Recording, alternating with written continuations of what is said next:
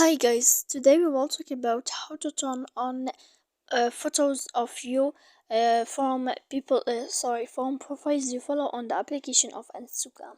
To know how to turn on photos of you from profiles you follow on Instagram, you should just go to Instagram here and we click.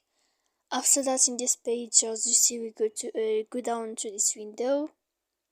After that, in this page, you will go to this sign here and above. Then you will enter to settings. When you will see this page, you will click notifications. After that, you will enter posts, stories, and comments. When you will see this page here, this list here, as you see, we click from profiles you follow.